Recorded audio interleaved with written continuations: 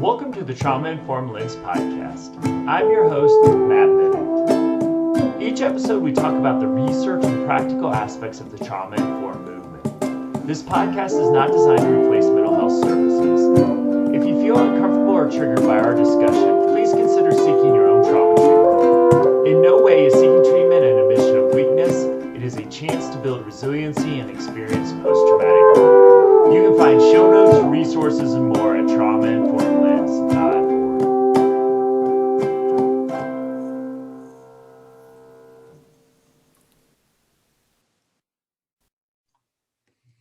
Hello, everybody, and welcome again to the first 2021 episode of the Heart Rate Variability Podcast. Matt, Happy New Year. Happy New Year, Jeff. We're turning a page on a very strange year, my friends. And I hope everybody who's listening had a very happy, safe, healthy holidays, whatever that meant for everybody, considering the strange circumstances in the world today. But at least we can say 2020 is in the past. Absolutely. Goodbye. And good riddance. I don't know. Watched the news this morning. I kind of turned the news off over the long weekend, and wow, things are still happening. But yeah, exactly. That's exactly right. Shocking. And I want to, if you thought you joined the wrong podcast, I also want to listen. We're doing a crossover with my Trauma Informed Lens podcast as well. We thought it'd be fun to do this. So also welcome to the Trauma Informed Lens podcast. For the heart rate variability folks, it's sort of where we talk about research around trauma. And for the Trauma Informed Lens folks, heart rate variability is a way to measure the body's ability to handle or recover from stress, which if you've heard me talk about my passion for trauma, you can imagine why that's important to me. So we're starting the year off, Jeff, with a combo super show here. There we go. So I'm a host and guest. I guess the host and guest. Co-host and guest. So welcome. I know I've crossed our first episode over. So there we go. Listeners will be familiar with you. But hello, everyone. That was 27 episodes from the Trauma Informed Lens podcast.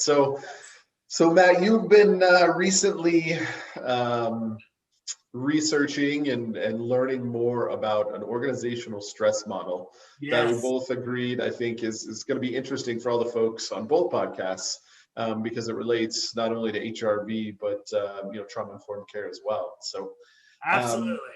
Maybe we just get started by you kind of introducing the model to everybody, and then we'll kind of jump in from there. Great. And I'm going to share my screen. So if you're watching on Facebook, but YouTube, you've seen that. I will try. This will be the picture we put on the show notes. So you can get it there as well. Maybe on your phone if it's big enough. I haven't tested it out yet. But you can also Google job demand and resource model. And one of the things that I've been doing for my work around the trauma-informed care training that I do is I really wanted to take a new, fresh look at my leadership and self-care model. I'm in the process of doing a 20-plus hour online curriculum that I'm partnering with the Cincinnati Health Network to get out into the world. Really excited about it. And it's like, I really wanted to sort of get into this. And when I was doing this, I really thought both for our folks in the HRV world and for the folks that are thinking about the trauma-informed care, trauma-informed leadership and self-care, just a perfect fit to bring these two things together. And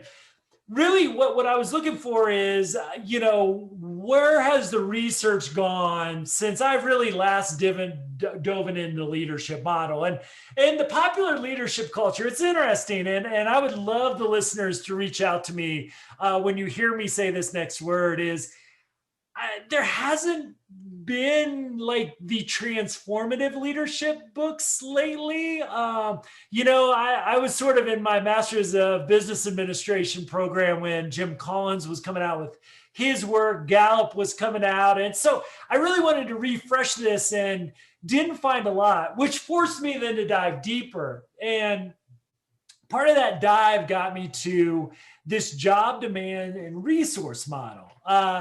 which I really fell in love with pretty quickly because I always love easy structures to think about complex things. One of the reasons I love heart rate variability is, as we say, for less than $1 a day, you can measure, post-traumatic growth. You can measure burnout. You can measure organizational staff wellness, and it simplifies a lot of complexity without me having to go into the ventral vagal nerve, which both audiences know I have no problem going into. And so Jeff, this is a model that really has, and I'll try to verbally walk through this for folks who are just listening as well. But there's in the model, and of course, I just can't let good enough be. So I've done a little tweaking of this model because, I had to really think about this from I work, my main audience for my trauma work is healthcare providers, where, as we mentioned, nurses or physicians, nurses, 1 or 2 on the burnout, social workers, social services. I just got off a Zoom call with teachers and principals. So that's 1, 2, 3, 4, 5, throw lawyers and police and you round out the top 7. So I have to kind of think about this as, hey, we've got a tremendous amount of stress. And I think COVID for a lot of us makes a lot of jobs very stressful, if not even traumatizing, with everything going on in the world. So the model, I added the self-care piece here if you're following us on YouTube. So I'll start out just where the model starts, and that's with job demands and job resources. And I love the simplicity of this. So job demands are what is required from you to basically be successful at your job. And I like this model, and this is really well researched out. It's sort of, I would say, the gold standard for burnout at an organizational perspective. You got to get a little bit into peer-reviewed journals to get it. It's not sexy, but it's really well researched. I'll try to make it as sexy as I can for you, Jeff. You might have to bring the sexy along for this episode, though. You and that island background. I'd say, we had to switch to beach. I know. So job demands are really what is required from us to do our work, and there are obviously stressful things about the demands of our work, and this is pretty simplistic, right? So we think about this is the deadlines, you've got your quotas, you've got the paperwork you got to fill out, you've got all customers you got to keep happy. You got to keep happy. How do you keep the doors open during COVID if you're a small business owner or a large, it's not just small businesses anymore that are going bankrupt. There's some big things that we'll never see again. So, you've got all the economic demands, all those pieces with it. Now, one of the things that I think a lot of us are feeling right now, and I think this is good language for us all to think about, is in the helping and healing world, we talk a lot about something called empathetic intensity. And that's the recognition of there's an emotional demand for the work that we do. And this is listening to people's pain, suffering, whether it's a medical condition, a mental health trauma, high levels of stress, whatever that might be. And I think a lot of us who haven't necessarily maybe spent a lot of time thinking about the emotional cost of the work are now. I was just, we share an accountant for the business and my other business as well. And I was just kind of going back and forth in an email. I love her. She does a great job for us. And I was like, hey, how are you seeing this? And she's like, we're helping so many people shut their dreams down right now, and so even things like accountants who, how hard is that, right? I mean, you're getting paid to, that's tough. Shut somebody's dream down, and accountants, you would almost think about the least emotionally intense work. And right now, they're being hit by this whole different level of demands. So now where we counterdict this is job resources. So what it does in the core model, again, if you're looking at this, you take the self-care out of the research-based piece of this, that's the Matt addition, is from the self-care perspective or the leadership management perspective. The question this model proposes is, does the job offer enough of support, of time off, of management help, technology, so on and so forth, to counteract the stress inherent to the job demands. So if you think about this, Jeff, you think about it as if job demands are greater than the job resources, that's where we see burnout happening.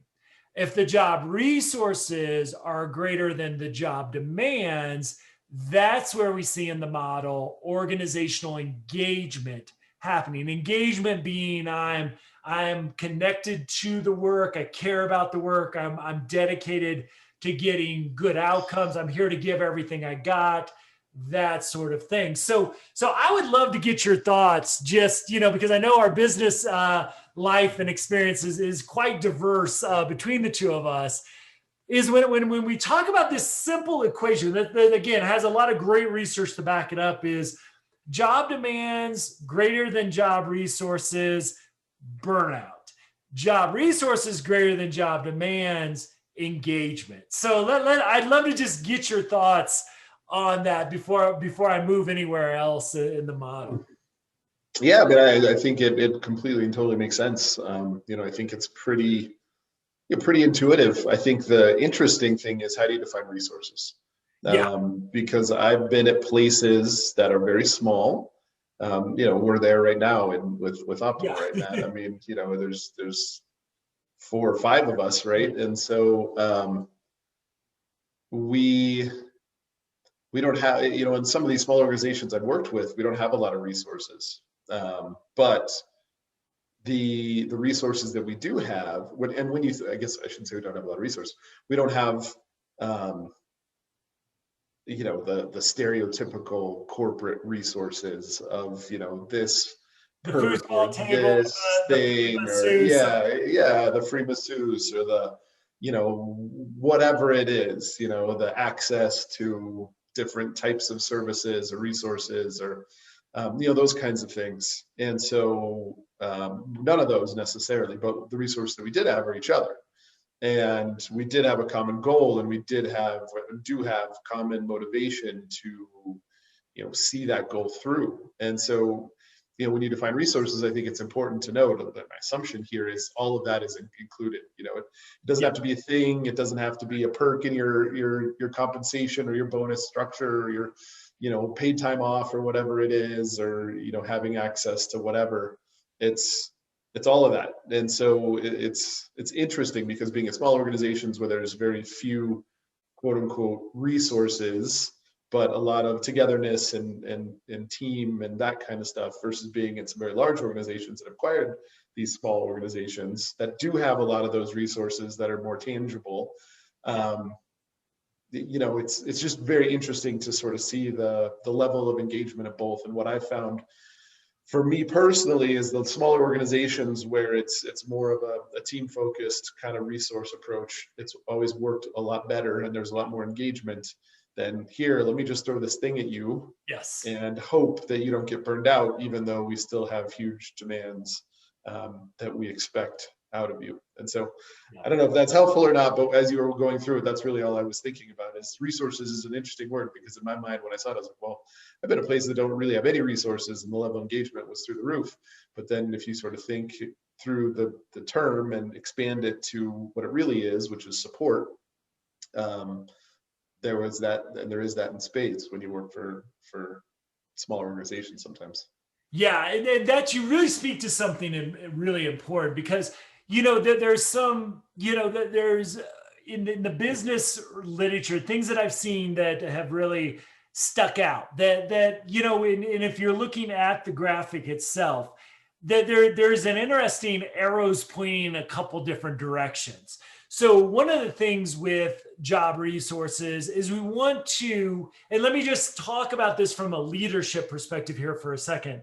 We want to think from a leadership perspective, how do we mitigate the amount of stress inherent to the work? Not stop the stress, because the stress is inherent to the job that you do, but how do we build supports around this? So part of that is the support you get from leadership, right? That you've got a, I don't know, open door policy or whatever the heck you want to call it, a supportive supervisor, that you've got things like paid time off, that you've got a livable wage, there's some real concrete, one of the things I had to think about a lot when I started thinking about this is some of it's just having worker friendly human resource policy, right? Having some of the basic needs met. And I work in a field where earning a livable wage doesn't always happen, because of the lack of resources there. So on one hand, the job resources we can think about this is,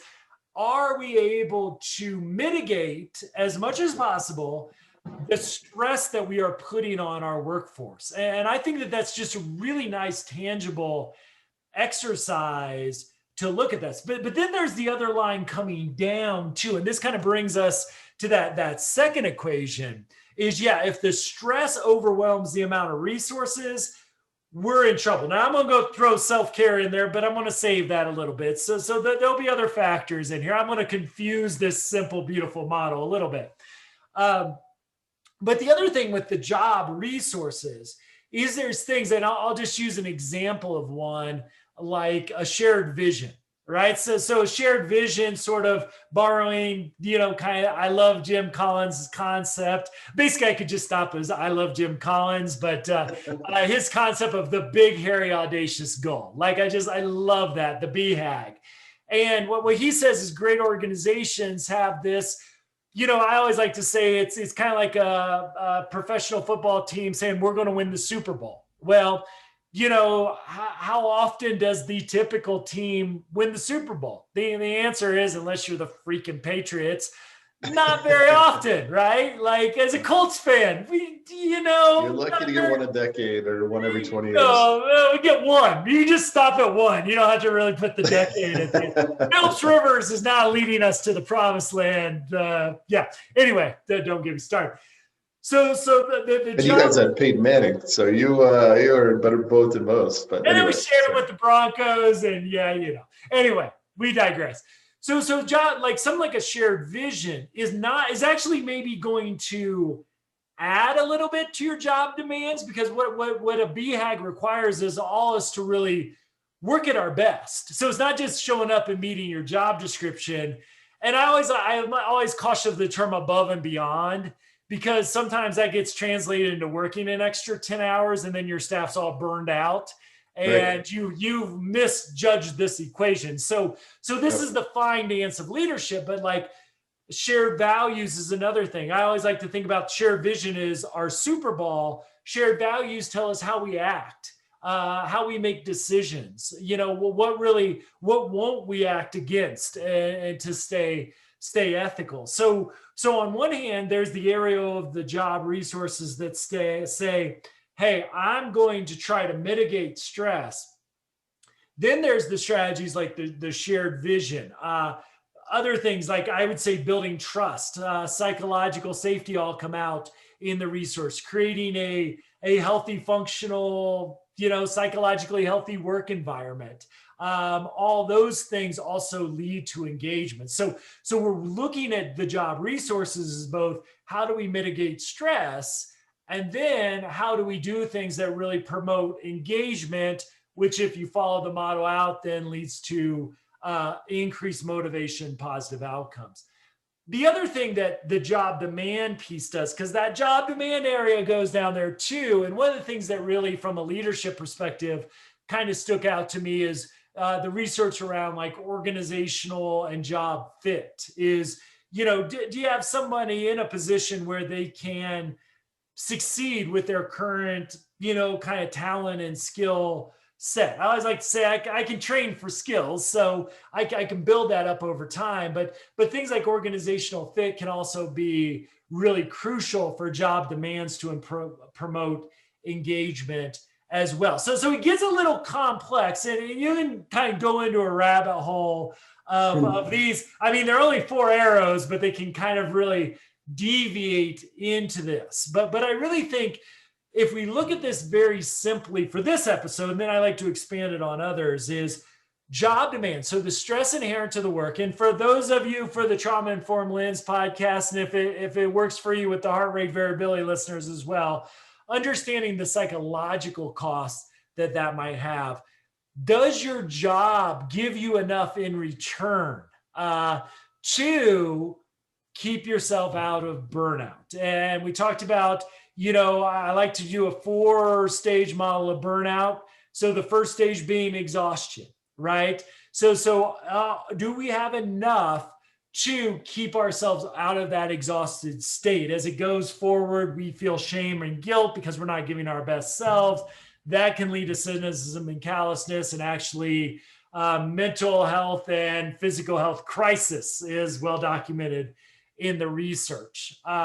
So again, if we just think about that first stage of exhaustion, which I think most of us kind of dance in and out of that from time to time. I know in the helping and healing professions, I just flat out say it, Jeff. I'm like, if you're dancing in and out of exhaustion, and that's sort of what your job looks like, you're doing a good job. And I just think we have to. You're in and out. You're not always there, or worse. Yeah, you're not always there. And we've got number 1, 2, 3, 4, 5, 6, 7. I mean, we were a mess. If you're less of a mess and only exhausted a third of the time, you're probably doing pretty well. And I just think to acknowledge that is okay. And if you're exhausted, you want to get out of there, which will bring in the self-care piece of this. But I think it's a really interesting thing now to bring in heart rate variability from the organizational side of this is how well are you doing on, again, I think measuring engagement is a little bit more difficult. I could maybe make an argument that HRV measures engagement, but let's say it measures the potential for engagement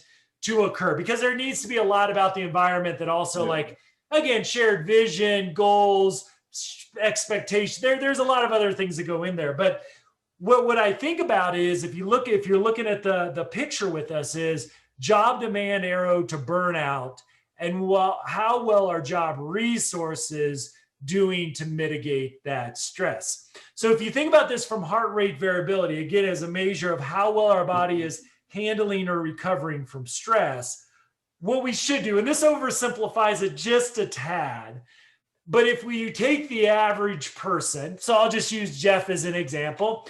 If Jeff's HRV is around his population norm, so for his age, his gender, if he's in that ballpark area, you could assume that his job is not putting on him a level of stress that he cannot handle. So there we have using HRV to really look at how, for Jeff specifically, how well the job resources are mitigating the stress from the job demands. And again, if we get a 7-day average, we got a little better data, 30-day average. Now Jeff's got his own baseline. So his changes in demand, Jeff, because he always does, gets promoted, so there's change of demands. How's that impacting his ability to stay out of burnout?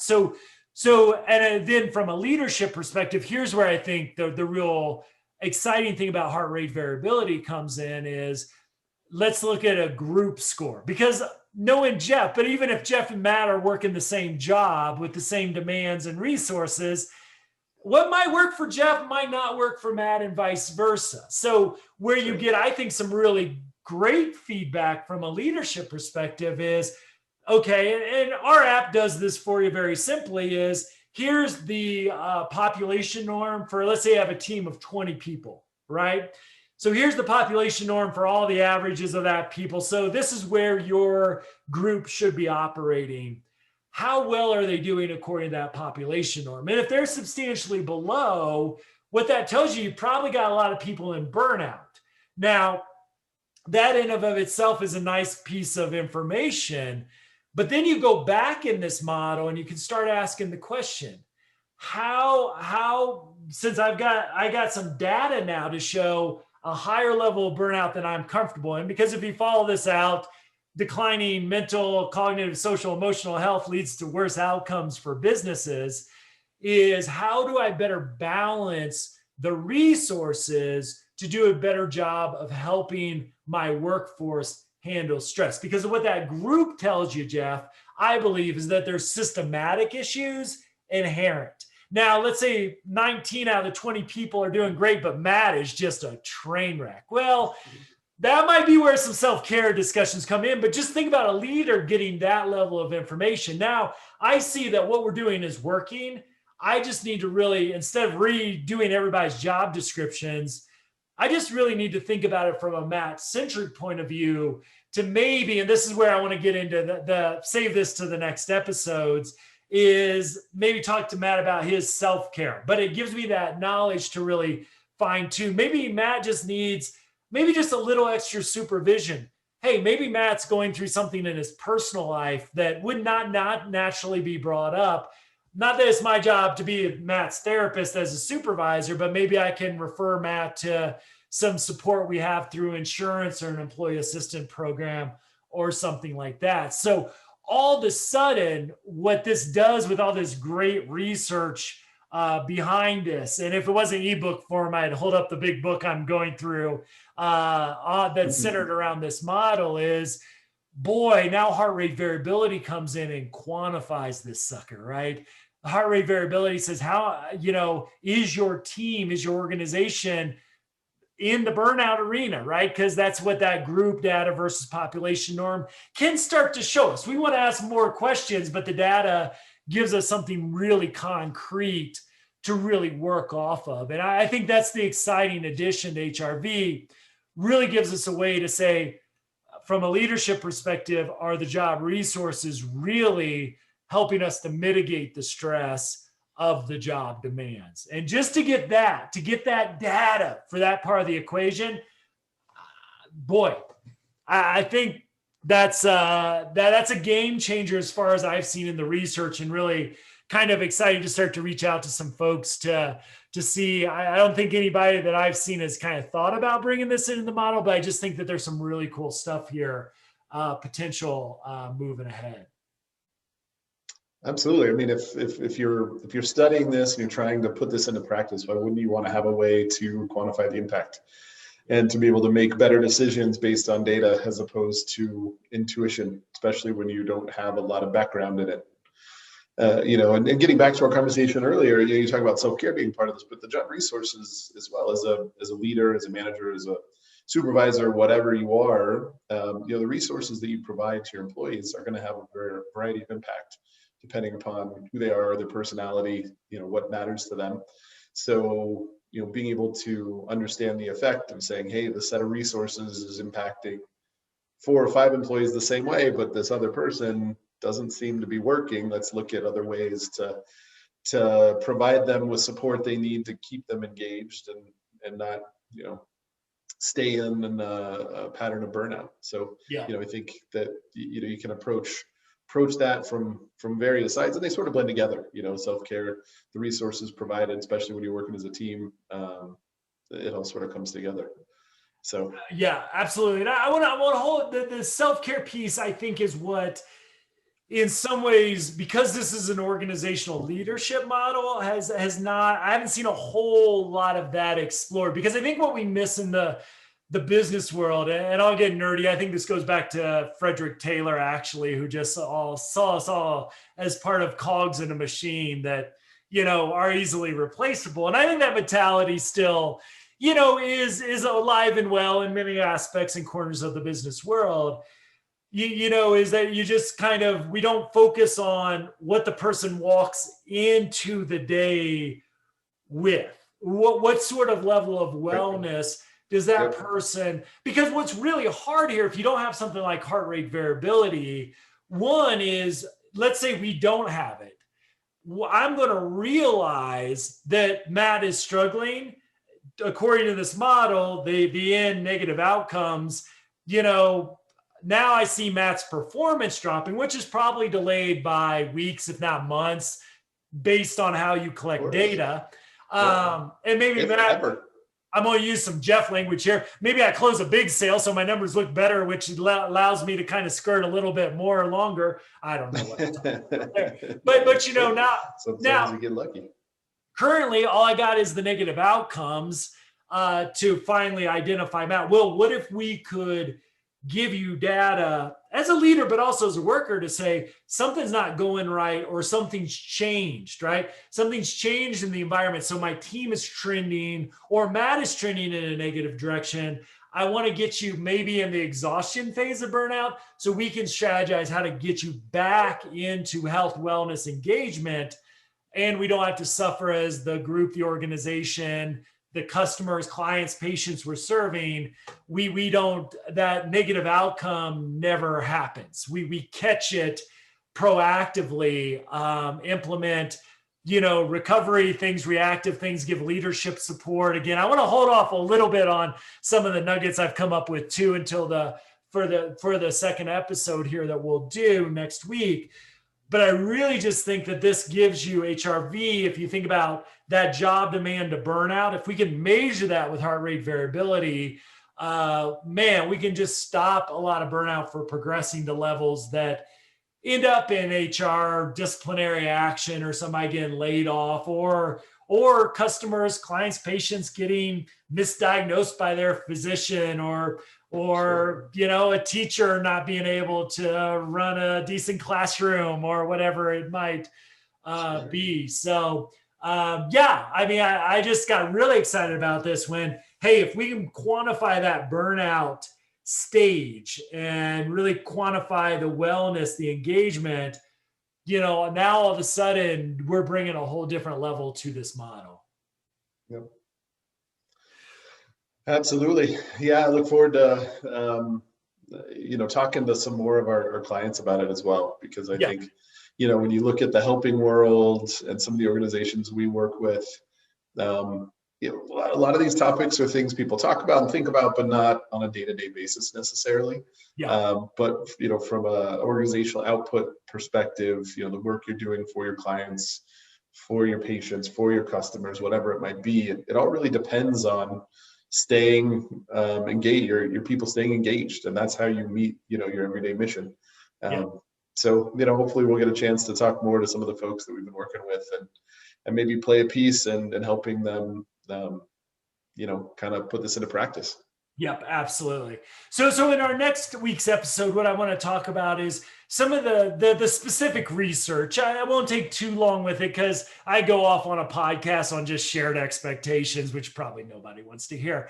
But I'll bring in a little bit of research on specific job demands and job resources that both, again, helps mitigate the stress while promoting engagement. I also want to really look at the role of self-care too, because again, I think the Taylorism in the business world, we call it behavioralism in the world of psychology. What we fail to recognize is, if you look at an employee as a cog in a machine, if their home life is a wreck, if they're struggling with alcoholism, mental illness, those sort of things, and they're walking in with a level of wellness that's well below optimal, you're all this is fighting a losing battle at that point. So both is how do we support the self-care of our staff, and then from an individual perspective as well is how do we look at what I love to call proactive and reactive self-care strategies to best support this model. So part of this is how our job's set up. I think if anybody listening to this has ever been a part of a dysfunctional work team, it's nearly impossible to stay healthy in the long term. We call these parallel processes and systems theory is you're going to mirror the emotional state of the folks you work around, especially, back when we used to go in person with folks, especially if you're exposed to their emotions on a regular basis. But I think a lot of us are seeing those emotions are also contagious over Zoom as well. Email, chat, Slack. I mean, you pick all that stuff up, Exactly. Because I can be really nice with you in person. I go an email and it gets all crazy. Too many caps. Too many yes, caps. too many caps, right? Or explanation marks for me. But yeah, usually those are positive. That's right. Exactly. I want to look at the next episode again, some really specifics for leaders out there about job demands, job resources. What are we really talking about from a concrete perspective? And then from the self-care perspective, how do we bring this in? So we bring, again, cog in the machine, really we're an organic human. How do we bring our best psychological, social, cognitive self to work, all which HRV helps us measure each and every day. So we don't artificially fall into burnout because we're not taking care of ourselves in other aspects of our life. So again, I think we've just scratched the surface, but hopefully for these initial boxes where I think a lot of the really good insight and structural thinking happen, hopefully we just gave you a good introduction to this where we can explore further in the week or weeks to come. Absolutely. Looking forward to it. And, as usual, for folks watching the podcast, if this, I guess on either side, the joint podcast, if this triggers any ideas, any partnership opportunities, anything that, you want to reach out and talk about, please do. Sales at Optimal HRV or support at Optimal HRV. We've got a lot of interesting folks that have reached out to us, and we want to continue to let people know that we're here to help, and reach out if you think we can. Yep. And if you're looking for the picture, if you're listening to us in the car, optimalhrv.com or the Trauma Informed Lens podcast.org. Or traumainformedlens.org. Don't have the podcast in there. Either of those will get you the show notes. So I will definitely throw a picture up here so you can follow along with us as well. So Jeff, I'm excited to explore this further with you. And hey, happy 2021, everybody. Yeah. Thanks, Matt. Thanks, everybody. Take care.